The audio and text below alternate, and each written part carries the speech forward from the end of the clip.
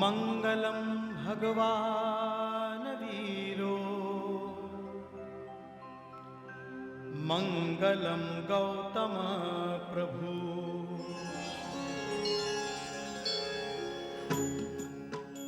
Om NaMo अरिहन्ताणं NaMo सिद्धाणं NaMo आयर्याणं NaMo वचायाणं NaMo लोये सवसाहूणम्। A message from Jaina President Dilip Shah. Dear viewers, I am very happy to note that Jaina's weekly TV show Mangalam is moving to Sahara Channel. It is especially important that Mangalam will now be available for our members in Canada too. For the last year, Mangalam has been growing in viewership and popularity. This show is a vehicle for nearly 10,000 Jain families across North America to share our heritage. It provides words of wisdom from our reverent sadhus and sadhvis and scholars. It brings us the voice of our younger generation and also Jain news from corners of America and indeed the world. Bhakti Sangeet by renowned artists keeps the show at spiritual heights not available at any other place. I'm especially looking forward to special offering of Bhaktamar Stotra in the coming weeks. The show is being moved to Saturday because a lot of you told us that Sunday mornings are reserved for temple. I am happy to note that very soon the show will also be seen in Europe. I congratulate Mamta Bain and her team in producing such a quality show and providing nourishment for Jain unity everywhere. Sincerely, Dilip Shah. Jai Jinendra and welcome to Mangalam. It gives me great pleasure and pride to present Mangalam as it completes 1 year of its broadcasting. Mangalam, the first ever Jain TV show, has been a great success. It has been received very well by young and old alike. The focus of this show has been to understand Jain religion and Jains of North America, the way we understand religion and the way we practice it.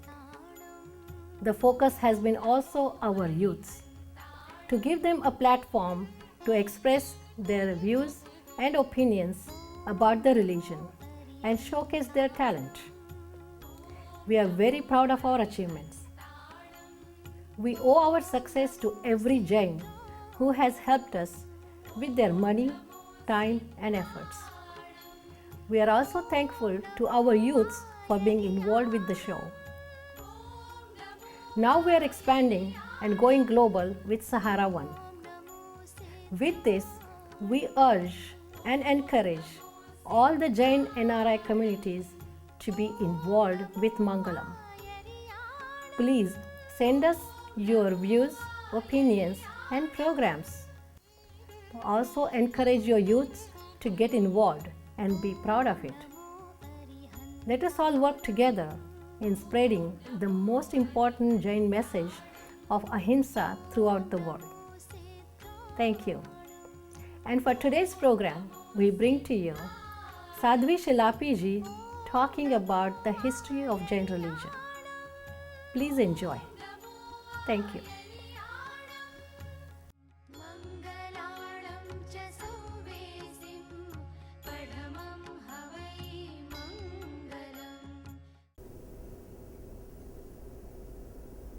Jain Dharma is considered as immortal religion. It is believed that it has no beginning and it has no end. Nobody knows when was it started, and nobody knows, of course, the end future of this religion.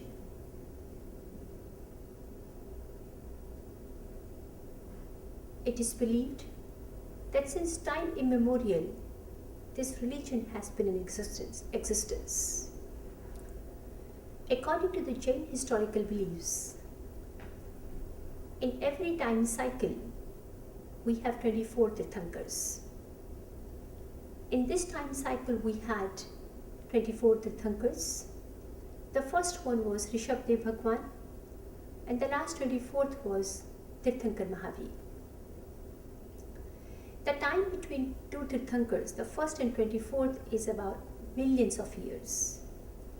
And it is very hard to understand or to really historically investigate about the facts of these millions of years. The time difference between 23rd Tirthankar and 24th is about 250 years. It is also believed that parents of Tirthankar Mahavir, Trishula and Siddharth, they were the followers of Parshvanath Bhagwan, they were the followers of Parshvapatya. The timing of Tirthankar Mahavir is 599 BC to 527 BC. He was born, raised, attained Keval Gnan, preached all his teachings in the present Bihar, which was at one time called Magad. At the age of 30, he renounced, and for 12.5 years, he worked very hard to attain, to experience final knowledge, infinite compassion, bliss, and infinite knowledge, which we call Keval Gnan. After attaining Keval Gnan, Tirthankar Mahavir travelled from one city to another, from one village to another, from one place to another continuously for 30 years to propagate his message of love, compassion, non-violence, anikan and aparigraha.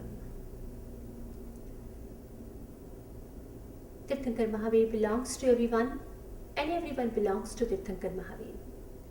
His teachings were so lucid, his teachings were so beautiful, they were so meaningful that people from all walks of life came to listen to him. He would speak for many hours, and people would be able to understand every single word, whatever he said. His capacity of connectivity even connected animals. It is believed that in the Samosharan of Tirthankar Mahavir, even animals would come and sit and try to understand what he was trying. Tirthankar Mahavir said that respect for all forms of life. He said, as you want to live, so do the others. You have no right to take anybody's life. So respect for all forms of life was his major contribution. He said, even if you treat or even if you lift an inanimate object, you need to make sure that you lift it with tremendous love, compassion and respect, because your treating or your handling inanimate object with love and compassion shows that you are filled with love and compassion.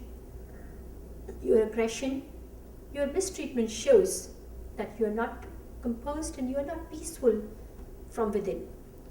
Therefore, he said, respect all forms of life, even the inanimate objects, he said you should respect. Tirthankar Mahavir did not make any differentiation in any groups of any types of groups. He said all humanity is one. There is no need to make differences, there is no need to make groups and differentiation. In the congregation or in the Sangha of Mahavir, everybody was allowed to renounce. Lower class, higher class, royal class, merchant class, educated class, servant class, everybody was allowed to become the member of Tirthankar Mahavir. In his lifetime, he ordained 36,000 sadhvijis and 14,000 sadhus. Ani Chandana he made the head of sadhvijis, and Gadadhar Gautam was heading the Sangha of monks. It was very well structured Sangha, it was very well organized kind of discipline, and everybody was very clear what they were supposed to do as far as their spiritual practice, inner development is concerned. Tirthankar Mahavir said, that nobody is great by birth. You can only become great by doing great deeds every minute of your time, every minute of your life. He never differentiated by people by their birth, by their class, or by their some kind of given circumstances. He said you can only become good by doing good deeds. There was no sect, there was no groupism, there was no kind of sectarian prejudices during the times of Mahavir. The entire group, entire Sangha is one, and there was tremendous respect for the Sangha as well. For your tax-free donations, suggestions and comments, please visit mangalamshow.com.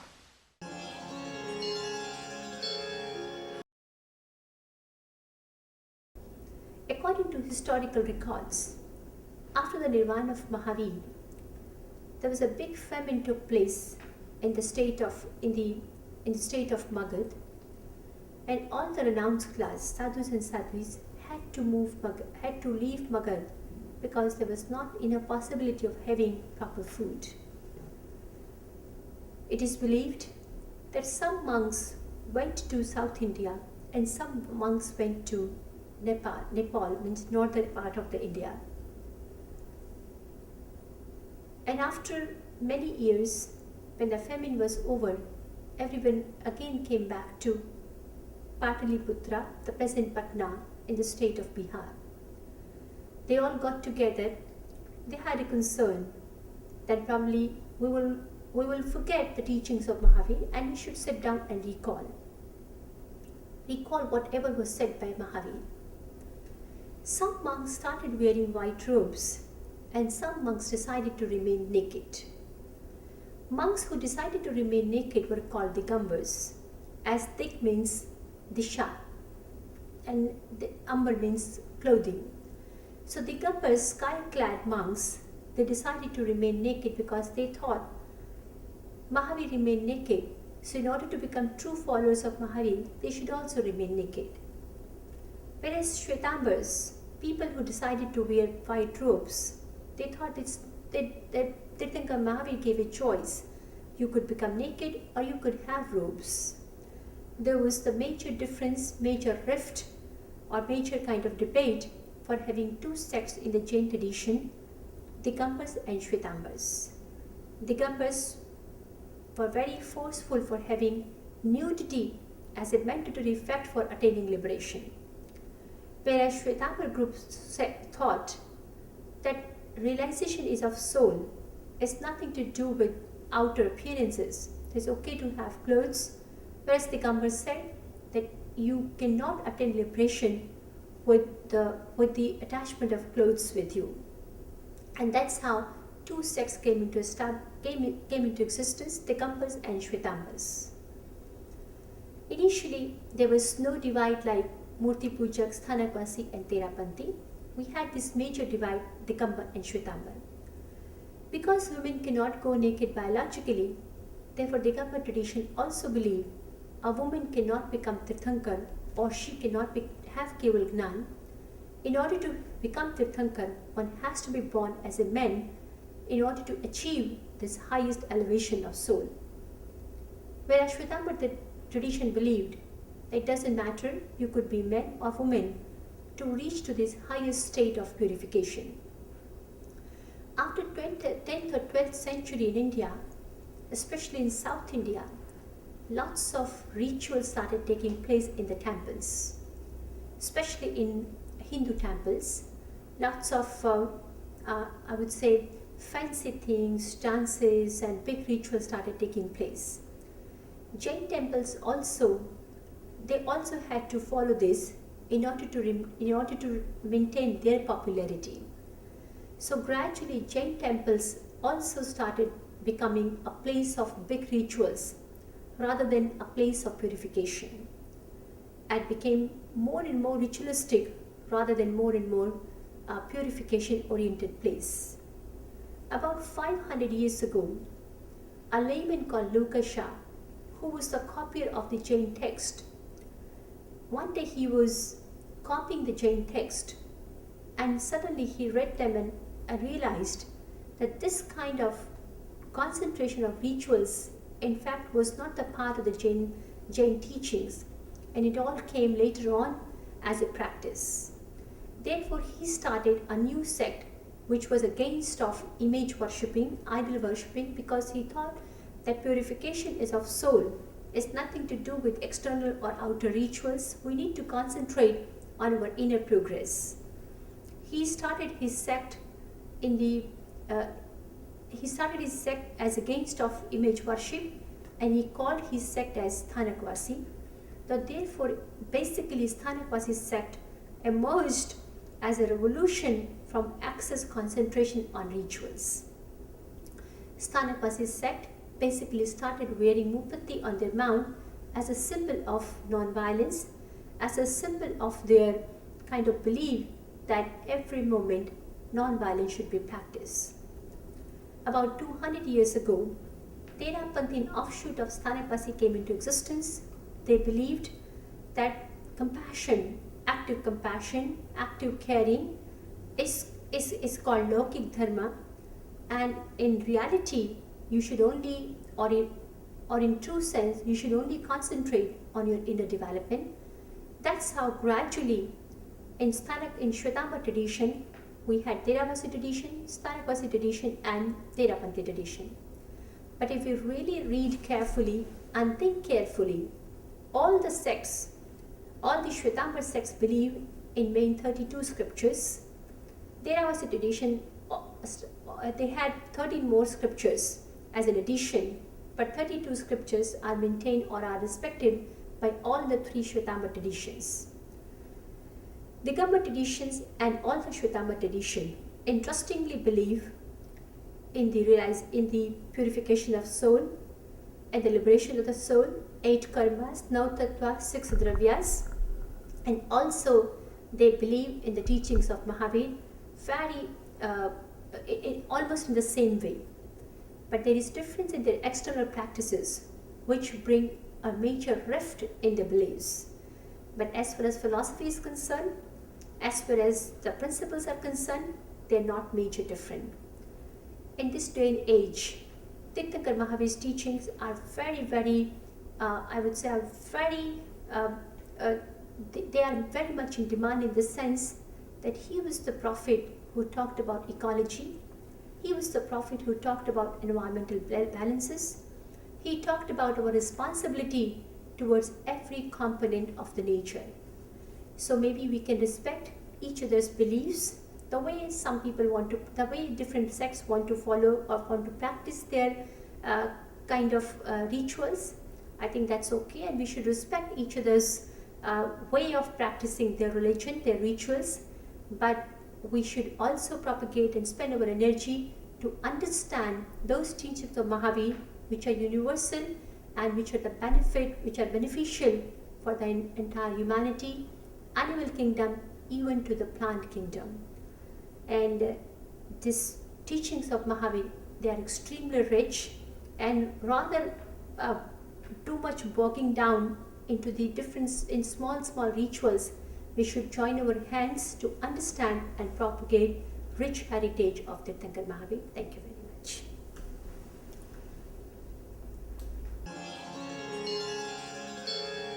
For your tax-free donations, suggestions, and comments, please visit mangalamshow.com.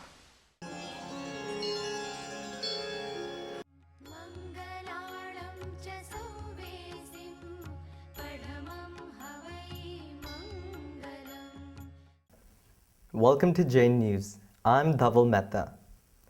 Jainism is taking center stage around the globe.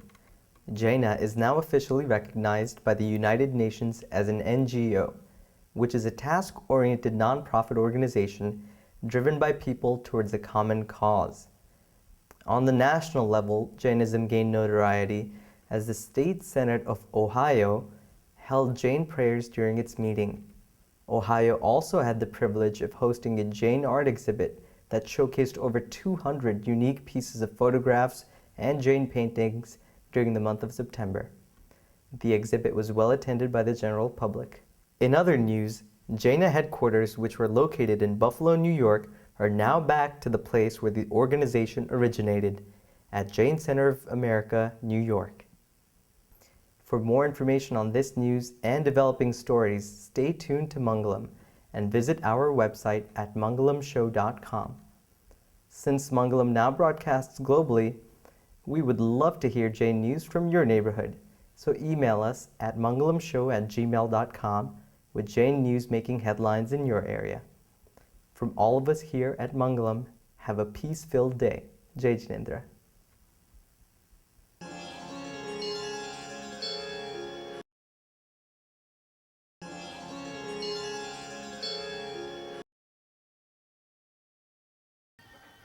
Welcome back to Mangalam. In Youth Corner today, we will see the performance by our young artists in a Garba performance. You will enjoy it very much. Thank you. मङ्गलाणं च सौवेसिं पठमं हवै मङ्गलम्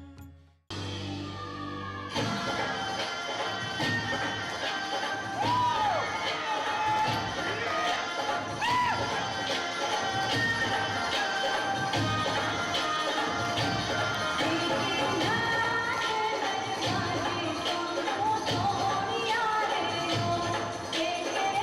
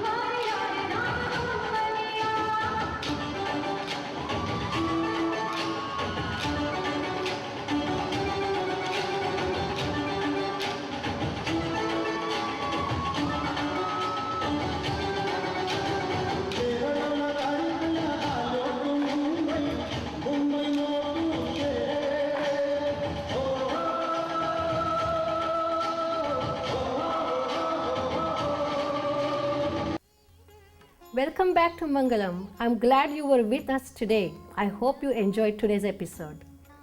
Please tune in next time when we come back with another episode of Mangalam. Until then, please write to us at mangalamshow@gmail.com. Please also visit our website at www.mangalamshow.com. Please do support our program. Thank you and Jai Jinendra.